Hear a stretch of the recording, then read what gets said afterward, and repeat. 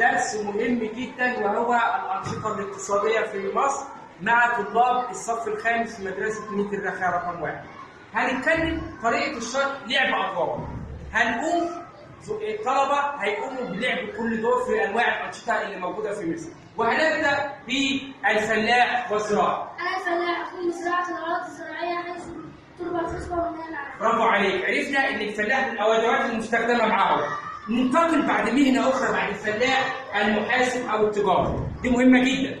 التجارة هي عملية بيع وشراء منتجات داخل أو خارج حدود الدولة. شكرا، المحاسب عرفنا بنفسه. نيجي بقى على راجل مهم في حياتنا وهو العامل في النشاط الاقتصادي. اتفضل.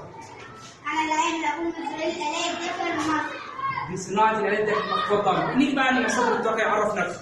الطاقة هي كل ما ينتج عن احتراق الوقود أو حرارة الشمس أو قوة الرياح أو تساقط المياه أو حركة الأمواج. تمام، عرفنا مصادر الطاقة. نيجي بقى على الصياد، مهنة مهمة في حياتنا. اتفضل. أنا الصياد أقوم بصيد الأسماك من البحار. هنا ايه؟ البحار، دي كتر الصيادة. نيجي بقى على الموارد البشرية والموارد الطبيعية. ايه؟ اتفضلي. موارد طبيعية موارد الحرارة الإنسان دون جهد من جانبه. دون جهد ايه جانب؟ اتفضلي يا. أنا الموارد البشرية هي الموارد التي صنعها الإنسان هي الموارد التي صنعها الإنسان لسد احتياجاته من ملبس ومأكل ومشرب. يبقى سد احتياجاته من مأكل ومشرب ايه؟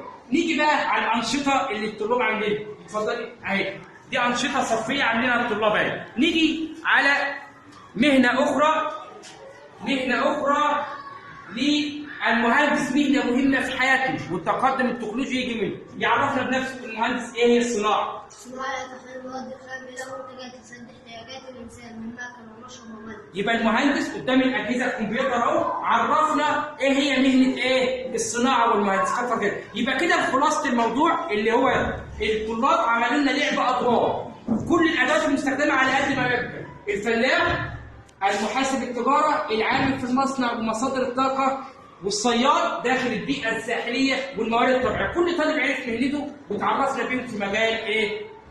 شغله. وشكرا لحضرتك.